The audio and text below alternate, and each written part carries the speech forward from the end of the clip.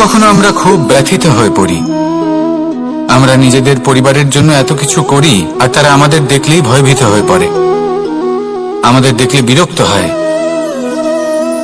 কখনো নিজেদের সন্তানকে বিকাশের পথে অগ্রসর করার জন্য আমরা তাদের উপর একটু জোর দিই যাতে তারা পরিশ্রম করে, কিন্তু সেই সন্তান আমাদের উপর বিরক্ত হয়ে পড়ে। কখনো সন্তানকে সঠিক শিক্ষা দেওয়ার জন্য আমরা তাদের কিছু সীমা নির্ধারিত করি, তখন সেই সন্তানের চোখে নিজেদের জন্য আমরা ঘৃণা দেখতে পাই। মানুষ কেন ব্যথিত হবেন না? দেখুন, যখন সূচের দ্বারা আপনি বস্ত্র সেলাই করেন তখন সূচের আঘাত সেই বস্তুকে সহ্য করতে হয়, কিন্তু তাতে সেই সূচ বা আপনার উদ্দেশ্যে কোনো প্রভাব পড়া উচিত নয়, কারণ আপনি তো আপনার কর্ম করছেন, আর তাও পূর্ণ নিষ্ঠা ভরে, এবং অবশেষে আপনার উদ্দেশ্য শুভ প্রমাণিত হবে। তাই কেউ বিরক্ত হচ্ছে বলে বা কারোর চোখে নিজের প্রতি ঘৃণা দেখার ভয় কখনো পিছিয়ে যাবেন না। কষ্ট না করে বিকাশ সম্ভব নয়। কর্ম করতে থাকুন, সবকিছু শুভ হবে। আসুন আমার সাথে ভালোবেসে বলুন, রাধা রাধা। মাতা পিতার মনে সবসময় এই বাসনা বাস করে যে ওনাদের সন্তানের যেন মঙ্গল হয়। নিজের সন্তানকে সেই সবকিছু দেওয়ার সবসময় চেষ্টা করতে থাকেন যেগুলো তারা নিজেরা নিজেদের জীবনে কখনো পেতে পারেননি, এবং এই প্রক্রিয়ায় সবথেকে গুরুত্বপূর্ণ বিষয়টি ভুলে যান, নিজের সন্তানকে সেই জিনিস দেওয়া যেটা উনি সবথেকে আগে পেয়েছেন। আমি ধনের কথা বলছি না, আমি বলতে চাইছি নিজের অভিজ্ঞতা দ্বারা ওনারা যে মানসিক স্থিতি লাভ করেছেন, ওনারা যে মর্যাদা লাভ করেছেন, যে শিক্ষা ওনারা লাভ করেছেন, সবার আগে নিজের সন্তানকে সেটা দেওয়া প্রয়োজন। সেটা যদি নিজের সন্তানকে দিতে পারেন তাহলে এই সন্তান জীবনে তার পথে এগোতেও পারবে, ধন অর্জনও করতে পারবে এবং শক্তিশালী অনুভবও করতে পারবে। সেই জন্য সন্তানকে সবার আগে সেটা দান করুন যেটা সব থেকে বেশি মূল্যবান।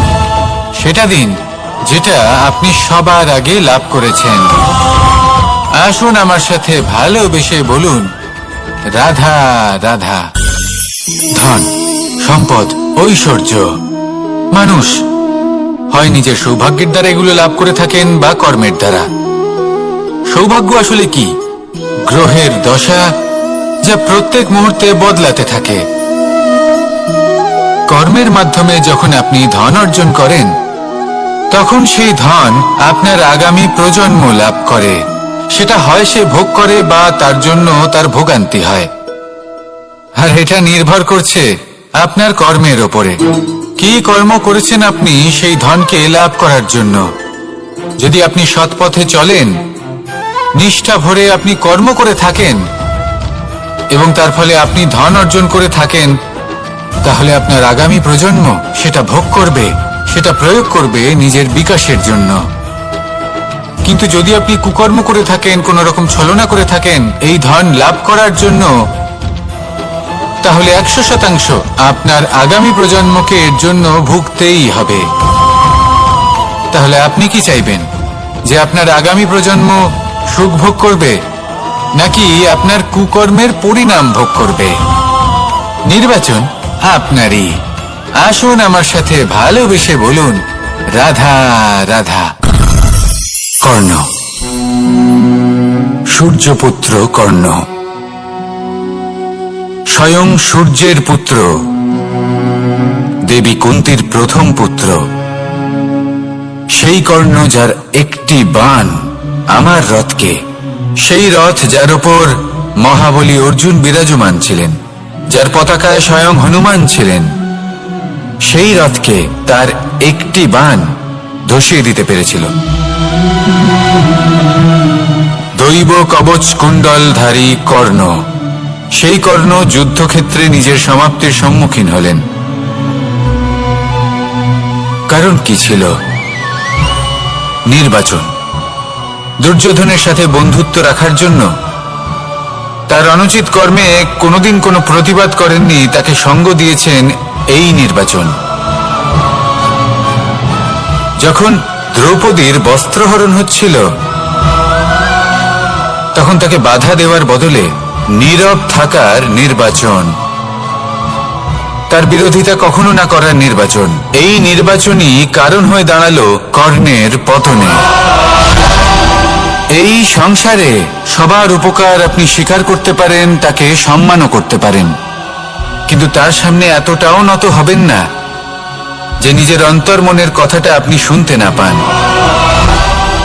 নির্বাচন যদি ধর্মসঙ্গত হয় তবেই তা শুভ হয়। আসুন আমার সাথে ভালোবেসে বলুন, রাধা রাধা।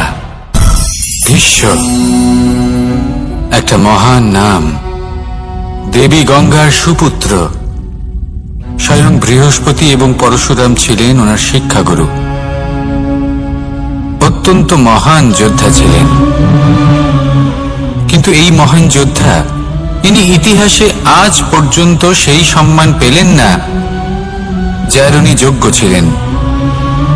কারণ নির্বাচন। রাজ সিংহাসনের সেবা করার প্রতিজ্ঞা নিয়েছিলেন উনি।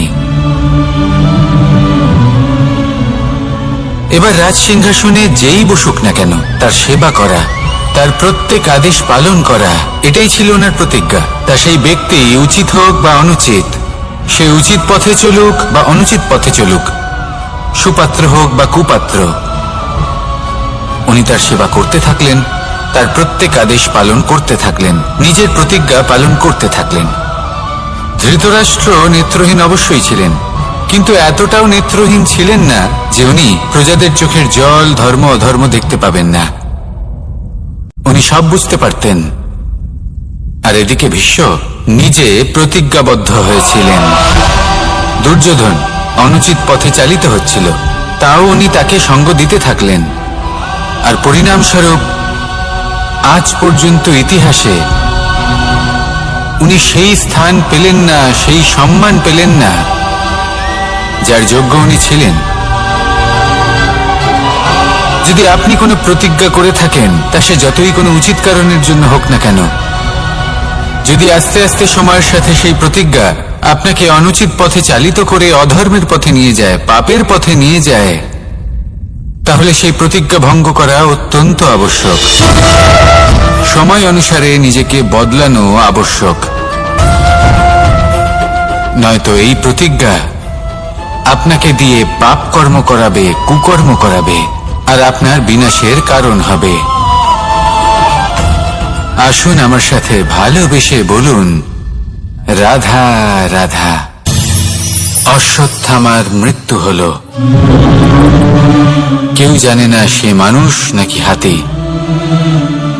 এই বাক্য কে বলেছিলেন? সাক্ষাৎ ধর্মরাজ যুধিষ্ঠির।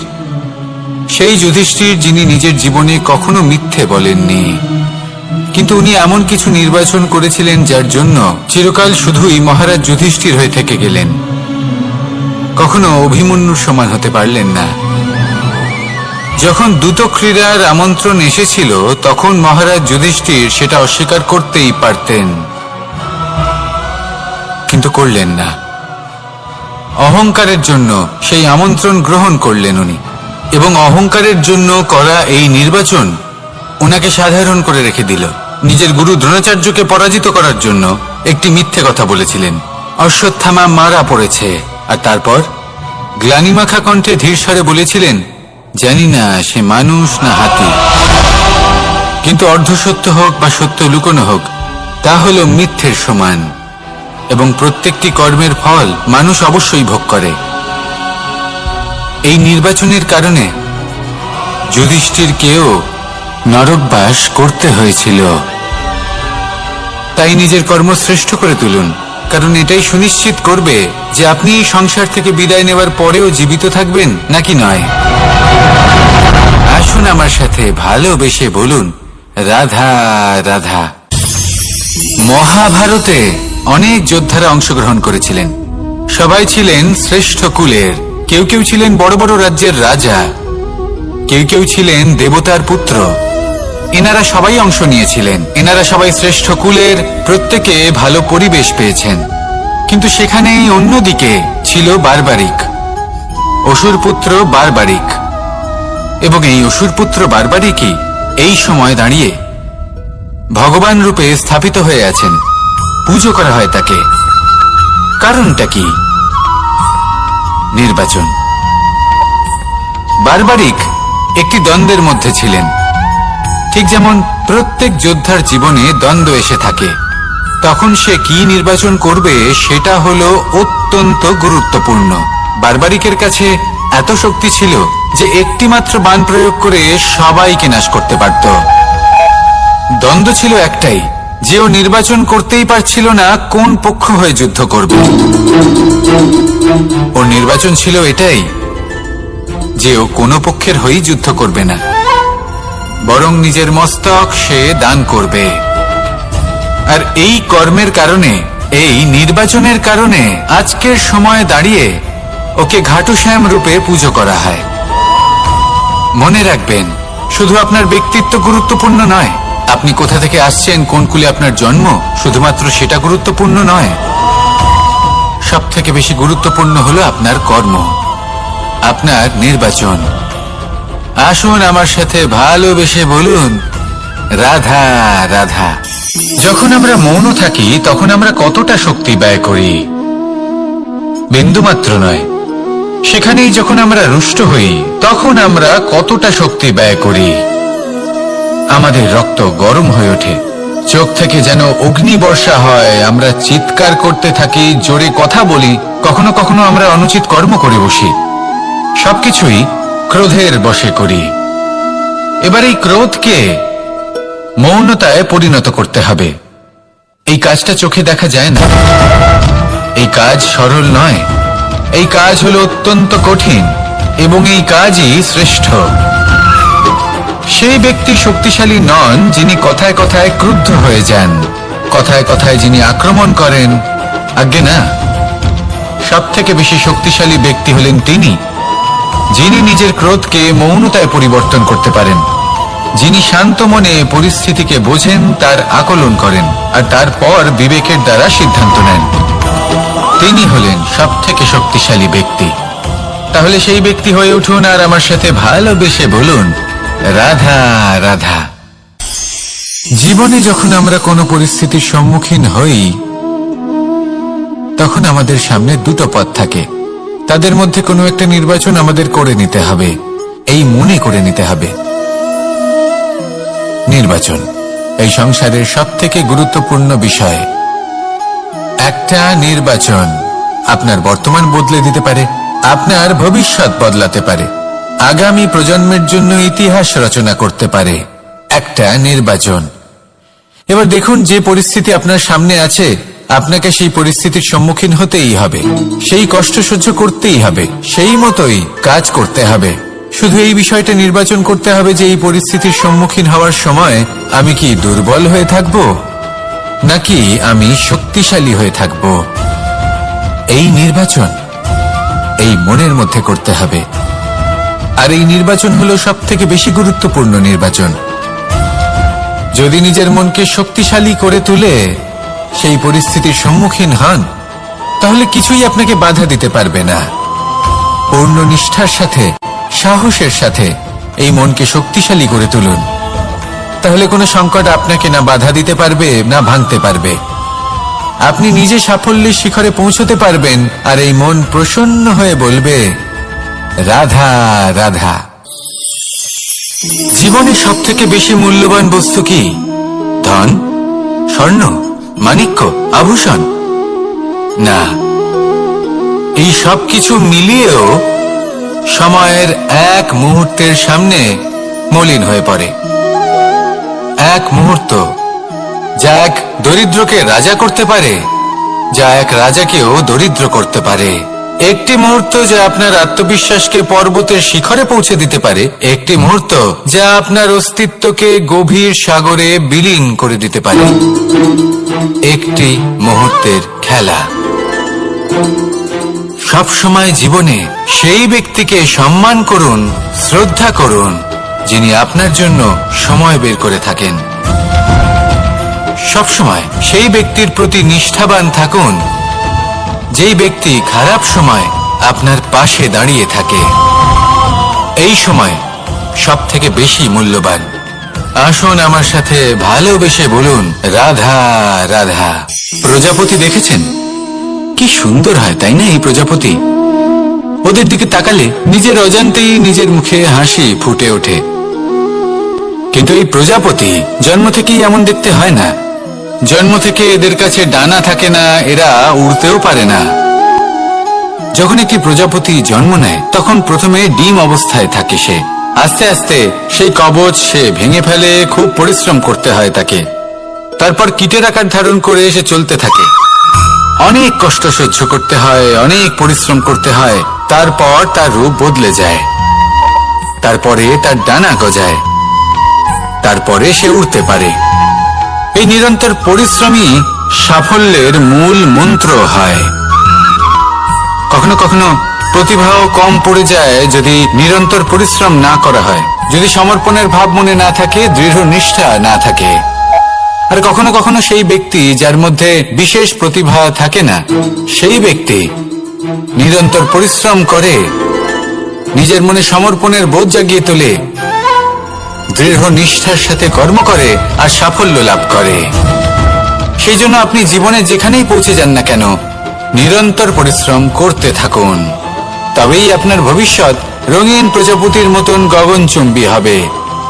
তবেই এই সংসার আপনাকে দেখবে এবং নিজের অজান্তেই এই সংসার নিজের মুখে হাসি ফুটিয়ে তুলবে এবং এই সংসার আমার সাথে ভালোবেসে বলবে, রাধা রাধা। পুরাণে আমরা দেখেছি যে মাতা পিতা কতটা মহান হতে পারেন।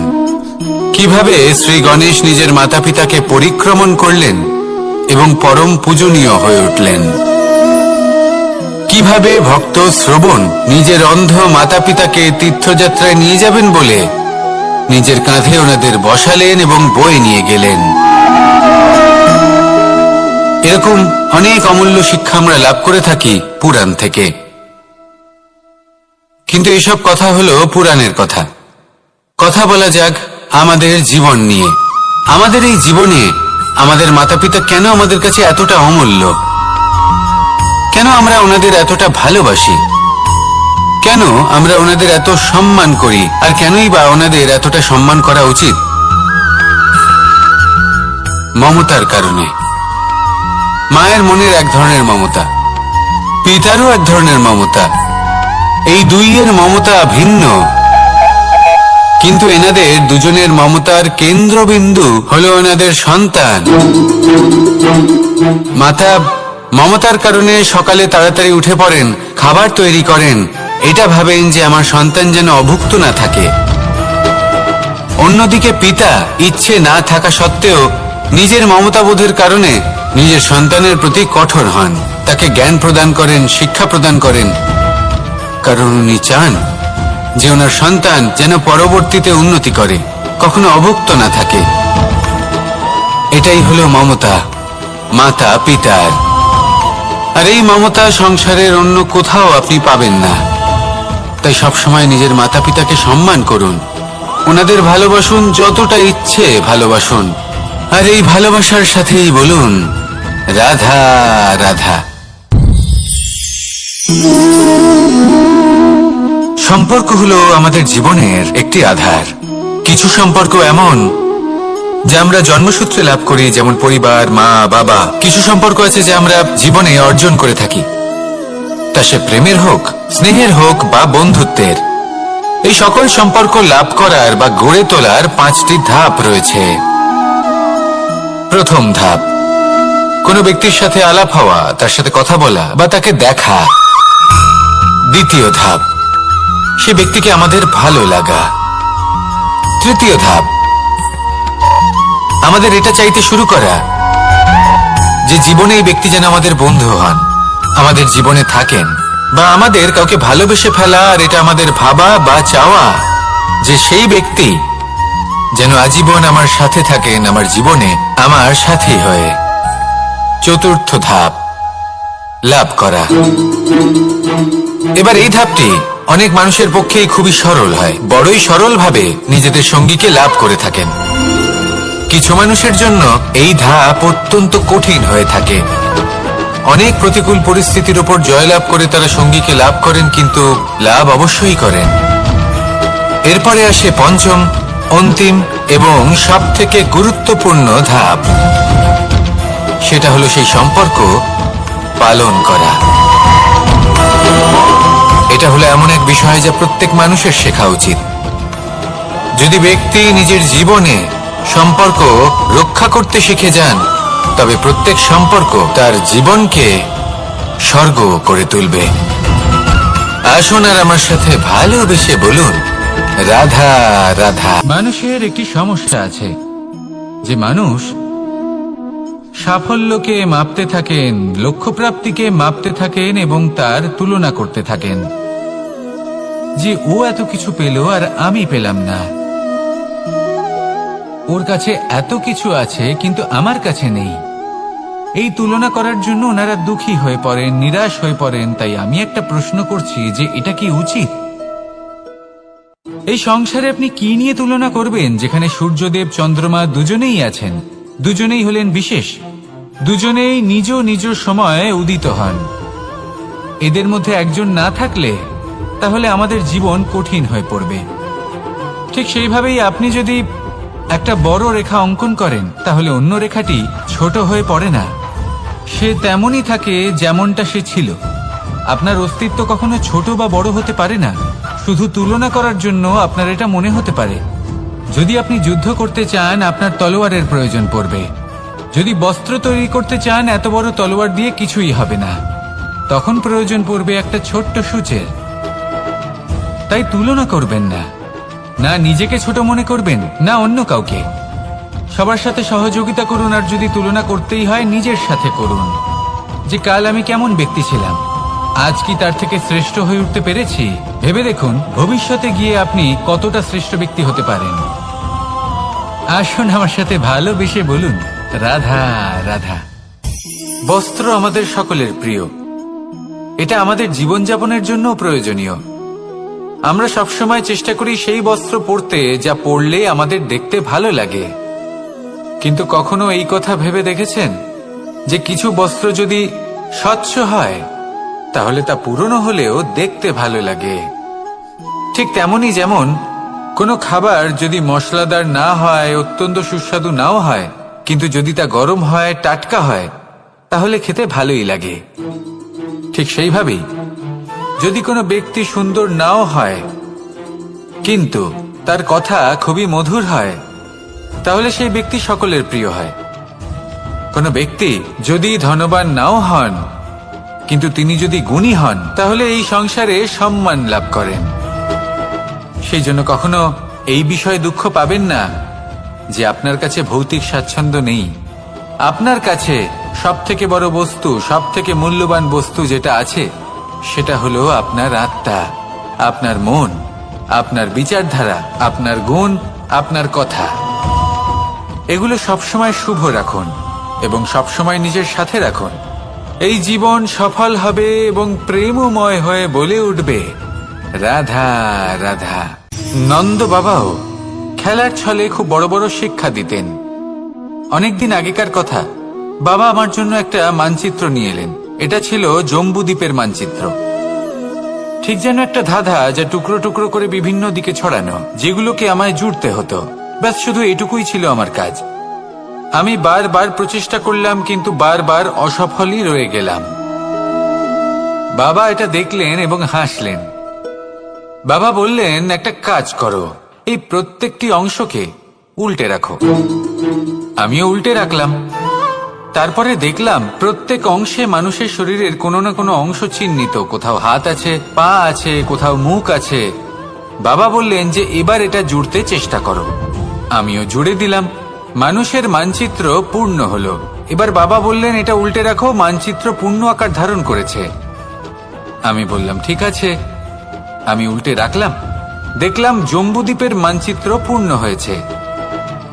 বাবা বললেন, যদি দেশকে সফল করে তুলতে চাও, শক্তিশালী করতে চাও, স্থির বানাতে চাও, তাহলে সবার আগে দেশবাসীকে একত্রিত করতে শেখো। সকল সৈন্যগণ যখন একজোট হয়ে দাঁড়াবে, তখন দেশের শক্তি আরো বেড়ে যাবে। শুধু তাই নয়, বাবা বললেন, যদি ভালোবাসার সাথে জড়িয়ে পড়ো তাহলে পরমাত্মাও তোমার সামনে এসে দেখা দেবেন। তাহলে এটাই করুন আর আমার সাথে ভালোবেসে বলুন, রাধা রাধা। ছোটবেলা থেকেই আমি গরু চড়িয়ে অভ্যস্ত, সেই জন্য সকলে আমাকে গোপাল নামে ডাকত। কিন্তু গোপাল হয়ে আমি একটা অমূল্য শিক্ষা লাভ করেছি। আমি দেখেছি যে গৌশালাতে অনেক বাছুরের মধ্যে একটি গাই তার নিজের বাছুরকে অবশ্যই চিনে ফেলে।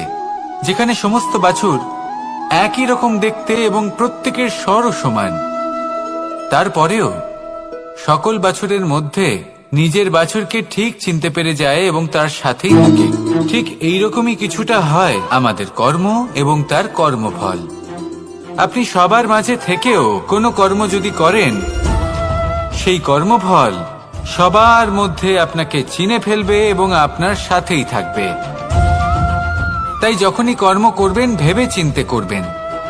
কোনো কর্ম করার আগে একবার ভেবে দেখুন, তাহলে জীবনে বারংবার অনুতপ্ত হতে হবে না। কারণ বিষয়টা কিছুটা এরকম যে এই সংসারে আপনি কাল, কর্মফল এবং সময়, এই তিনের হাত থেকে কখনো লুকোতে পারবেন না, কখনো পালাতেও পারবেন না। আসুন আমার সাথে ভালোবেসে বলুন, রাধা রাধা। জন্ম এবং মৃত্যু, একটি হলো জীবনের সূত্রপাত, আরেকটি জীবনের সমাপ্তি। এটা হলো একটি চক্র এবং প্রত্যেক চক্রের মতোই এটাও যেখান থেকে শুরু হয় সেখানে এসেই সমাপ্ত হয়। অর্থাৎ প্রত্যেক ব্যক্তি যারা জন্ম নিয়েছেন তার জন্মের সাথে এটা সুনিশ্চিত হয়ে যায় যে তার মৃত্যু হলো অবশ্যম্ভাবী। এই সংসারে এমন কিছুই নেই যা চিরকালের মতো থেকে যায়। এবার এটা আমরা সবাই জানি।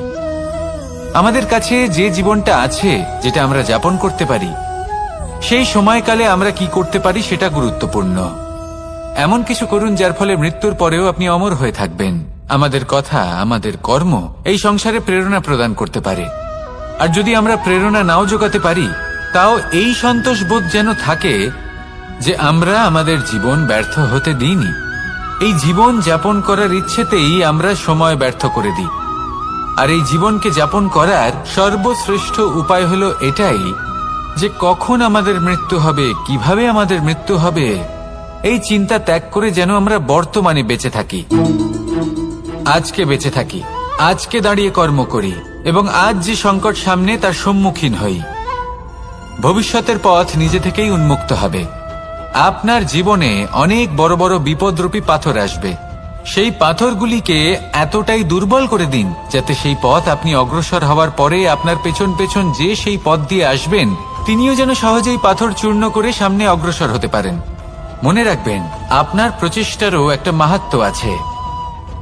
যদি আপনি কোনো কেল্লার শিখরে পতাকা উত্তোলন নাও করতে পারেন, তাহলেও আপনার প্রচেষ্টার যে মাহাত্ম্য তা কখনো কমে যাবে না। সেই জন্য প্রচেষ্টা করতে থাকুন আর আমার সাথে ভালোবেসে বলুন, রাধা রাধা। মানুষ সবসময় চায় যে তার জীবনে যেন কখনো কোনো সমস্যাই না আসে। সে চায় তার জীবন যেন শুধুমাত্র শান্তি এবং সুখের দ্বারা পূর্ণ থাকে। কিন্তু এই চাহিদা অনুচিত কিছু নয়। আমরা সবাই এটাই চাই যে জীবনে সুখ থাক, শান্তি থাক। কিন্তু এই কথা সবসময় মনে রাখবেন, যে সূর্য উদিত হন সংসারকে প্রকাশমান করেন, দুপুরবেলায় সংসারকে রৌদ্র প্রদান করেন, সন্ধেবেলায় তাকেও অস্ত যেতে হয়। এবার আমাদের জীবন চক্র কিছুটা এরকমই। কোনো কিছুই চিরকাল একরকম থাকে না। কখনো এই নদীকে দেখুন যা বয়ে চলেছে। এই নদী যা বয়ে চলেছে তার পথেও অনেক বিপদ আসে। বড় বড় পাথরের সম্মুখীন হয়ে তাকেও সামনে এগিয়ে যেতে হয়। একটি পুকুর যা চারদিক থেকে ঘেরা, তার জীবনে কিন্তু কোনো সমস্যা নেই। কিন্তু এই সংসারে পুকুরের পুজো করা হয় না, পুজো করা হয় নদীকে। মনে রাখবেন, সমস্যার ঊর্ধ্বে তিনি উঠতে পারেন যিনি সমাধি লাভ করেছেন, যিনি এই সংসারেই নেই। যিনি এই সংসারে আছেন এবং জীবিত আছেন, তার জীবনের সমস্যা হলো শ্বাসবায়ুর মতোই গুরুত্বপূর্ণ। আসুন আমার সাথে ভালোবেসে বলুন, রাধা রাধা। বন হলো আমাদের সবারই প্রিয়। সেখানকার সৌন্দর্য, শান্তি সেখানকার পরিবেশ আমাদের সকলের ভালো লাগে এবং সেখান থেকে আমরা কাঠ পাই, যা সংসারে আমাদের জীবনে আমাদের খুব সহায়ক হয়ে ওঠে। এর দ্বারা আমরা অনেক কিছুই প্রাপ্ত করতে পারি, অনেক বাদ্যযন্ত্র আমরা লাভ করতে পারি। এর অনেকভাবে প্রয়োগ সম্ভব। কিছু কাঠ অত্যন্ত সুগন্ধি হয় যা আমরা ঈশ্বরকে নিবেদন করি, যেমন চন্দন।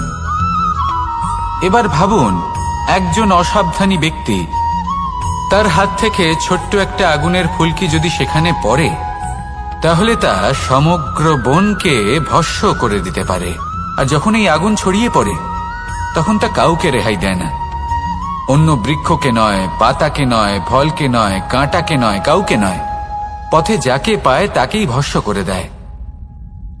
এই ছোট্ট আগুনের ফুলকি। কিন্তু এই ছোট্ট আগুনের ফুলকি সবার আগে কাকে ভস্ম করে?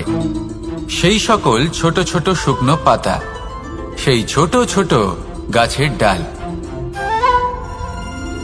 ঠিক সেইভাবেই আপনার জীবনে একজন খারাপ ব্যক্তি এসে হয়তো আপনার সমগ্র জীবন ধ্বংস করে দিতে পারে। আর আপনার এই জীবনে এই ছোট ছোট শুকনো পাতা এবং এই ছোট ছোট শুকনো কাঠ আপনার ছোট ছোট স্বার্থ। আপনার স্বার্থের দ্বারা এই অশুভ ব্যক্তি আপনার মনে অশুভ আবেগ বাড়িয়ে তুলবে এবং আস্তে আস্তে আপনার জীবন শেষ করে দিতে পারে। তাই মনে রাখবেন, এই জীবন অমূল্য। আপনি হলেন অমূল্য। এই জীবন যাপন করুন এবং এই জীবনের কাছে পৌঁছানোর দ্বার আর কোথাও নেই, আপনার কাছেই আছে। আপনার মনে, আপনার বিবেকে, আপনার দৃষ্টিভঙ্গিতে, আপনার ভাবনাতেই আছে। এই দ্বারকে খুলুন, জীবন সফল হবে আর ভালোবেসে বলবে রাধা রাধা। কথায় আছে যে স্বপ্ন এবং লক্ষ্য হলো একটি মুদ্রারই দুটি দিক। যতক্ষণ না স্বপ্ন দেখছেন ততক্ষণ বুঝবেন কি করে আপনার লক্ষ্য কি? স্বপ্ন দেখে যদি নিজের লক্ষ্য বুঝতে পারেন, সেটা পেতে চান, তবেই সেটা লাভ করতে পারবেন। কিন্তু স্বপ্ন এবং লক্ষ্য, এই দুইয়ের মধ্যে একটা ভারসাম্য রয়েছে যেটা বজায় রাখা প্রয়োজনীয়। একে আমরা বলে থাকি পরিশ্রম। দেখুন, যদি আপনি স্বপ্ন দেখতে চান তাহলে পরিশ্রম ত্যাগ করে নিদ্রা লাভ প্রয়োজন। কিন্তু যদি আপনি লক্ষ্য লাভ করতে চান তাহলে আপনাকে নিদ্রা ত্যাগ করে পরিশ্রম করতে হবে। তাই আলস্য ত্যাগ করুন এবং সিদ্ধান্ত নিন যে আপনি কি চান। আপনার জীবনের এই তুলাদণ্ডে স্বপ্নের পাল্লা ভারী হওয়া প্রয়োজন নাকি লক্ষ্যের? আমার মতে এই দুইয়ের মধ্যে যদি ভারসাম্য বজায় রাখেন তবে পথ নিজে থেকেই সামনে আসবে। শুধু সেই পথে অগ্রসর হতে থাকুন এবং আমার সাথে ভালোবেসে বলুন রাধা রাধা। আমরা সবাই জীবনে সুখ লাভ করতে চাই। শুধু জীবনে কেন, জীবনের পরেও আমরা সুখ লাভ করতে চাই। আমরা সকলে স্বর্গের কামনা করি। কিন্তু খুব সহজ একটা কথা, যদি আপনি স্বর্গ লাভ করতে চান তাহলে প্রথমে মৃত্যু লাভ করতে হবে। আপনি যদি প্রাণই না দেন তাহলে আপনি স্বর্গ লাভ কিভাবে করবেন, তাই না? শুধু এই ছোট্ট একটা বিষয় দ্বারা আমরা জীবনে অনেক কিছুই শিখতে পারি। যদি আপনার কোনো লক্ষ্য থাকে, কোনো মনোবাঞ্ছিত স্থান থাকে, কোনো বড় কাজ আপনি করতে চান, তাহলে সেই সবই হবে। কিন্তু শুধুমাত্র কামনা করলে হবে না, আপনাকে কর্ম করতে হবে, নিরন্তর প্রয়াস, পরিশ্রম, পথ খুঁজতে হবে, সামনে অগ্রসর হতে হবে। কখনো অসফল হলে তার কারণ খুঁজতে হবে, বিপদের সম্মুখীন হতে হবে, অন্তর থেকে নিজের শক্তি বাড়িয়ে তুলতে হবে।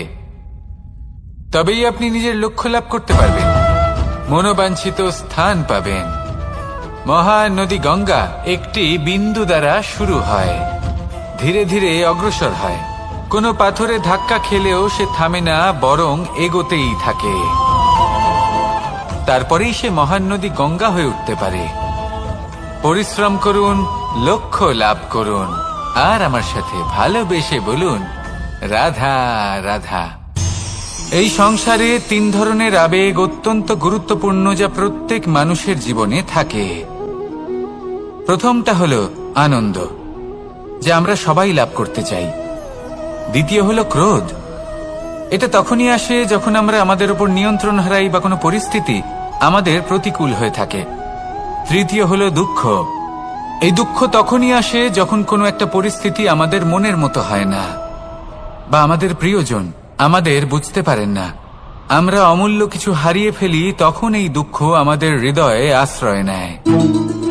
এই তিন আবেগ হলো এমন যে আমাদের জীবনে আসতে এবং যেতে থাকবে। কিন্তু এই তিনটি আবেগের বিষয়ে কোন কথাটা মনে রাখতে হবে সেটা শুনুন। যখনই আপনি আনন্দে থাকবেন, প্রতিশ্রুতি দেবেন না, কারণ যখন মানুষ আনন্দে থাকেন তখন তিনি নিজের বিবেক বোধ হারিয়ে ফেলেন। দ্বিতীয়ত, যখনই আপনি ক্রুদ্ধ হবেন, উত্তর দেবেন না, কারণ ক্রোধের বশে যে উত্তরই দেবেন সেটা শুভ হবে না। তৃতীয়ত, যখনই আপনি দুঃখী থাকবেন, কোনো সিদ্ধান্ত নেবেন না, তখন নিজের মনের ওপর, নিজের কর্মের ওপর, নিজের ওপর নিয়ন্ত্রণ রাখতে চেষ্টা করুন। যদি এই তিনটি আবেগের ক্ষেত্রে এই জিনিসগুলো মনে রাখেন, তাহলে জীবনে কখনো আক্ষেপ করবেন না। আসুন আমার সাথে ভালোবেসে বলুন, রাধা রাধা। আমাদের মধ্যে বেশিরভাগ মানুষ কোনো না কোনো মহাশক্তির উপস্থিতিকে বিশ্বাস করেন। আমরা মনে করি যে এ হলো সেই মহাশক্তি যার প্রভাব, যার কৃপা চিরকাল আমাদের উপর বজায় থাকে। আমাদের কর্মের ওপর, কর্মফলের ওপর চিরকাল তার দৃষ্টি থাকে। আমাদের মধ্যে কেউ একে ঈশ্বর মনে করেন, কেউ বা প্রকৃতি মনে করেন, বা কেউ কোনো গৃহপালিত পশুর মধ্যে মহাশক্তির দর্শন লাভ করেন, বা কেউ কোনো বস্তুর মধ্যে। প্রত্যেকের নিজস্ব বিশ্বাস আছে, কিন্তু সেই শক্তির থেকে আশীর্বাদ লাভের জন্য বা কোনো ইচ্ছে পূরণের জন্য আমরা কখনো না কখনো মন্দিরে যাই। এই মন্দির শব্দের সূত্রপাত কিভাবে, আগে সেটা বুঝে নেওয়া যাক। মন্দির, এই শব্দের আরম্ভ হল মনের দ্বারা। কিন্তু বেশিরভাগ মানুষ যখনই মন্দিরে যান কোনো ইচ্ছে পূরণের জন্য বা ইচ্ছে পূরণ হওয়ার পরে ধন্যবাদ দেওয়ার জন্য, তখন তিনি শুধুমাত্র শারীরিকভাবে সেখানে উপস্থিত থাকেন। তার মন তো সাংসারিক কাজের মধ্যেই ঘোরাফেরা করতে থাকে, তাই না? তাহলে বলুন, এর অর্থ কি? যদি আপনি মন্দিরে নিজের মনকেই না নিয়ে যান, তাহলে তার কি লাভ হবে? মন্দিরে গিয়ে নিজের মনকে ঈশ্বরের চরণে পূর্ণরূপে সমর্পণ করুন। নিজের মন থেকে ঈশ্বরের আরাধনা করুন, আর এই মন থেকেই বলুন, রাধা রাধা। মানুষ শুধুমাত্র দুই ধরনের ব্যক্তির সামনেই নত হন। একজন হলেন তিনি যাকে তিনি সম্মান করেন, আর আরেকজন যাকে তিনি ভয় পান। এবার কোনো ব্যক্তি যদি আপনার সামনে নত হন, তাহলে তার পেছনের কারণ কি? আপনার প্রতি সম্মান নাকি আপনার প্রতি ভয়? সেটা আপনাকেই বুঝতে হবে।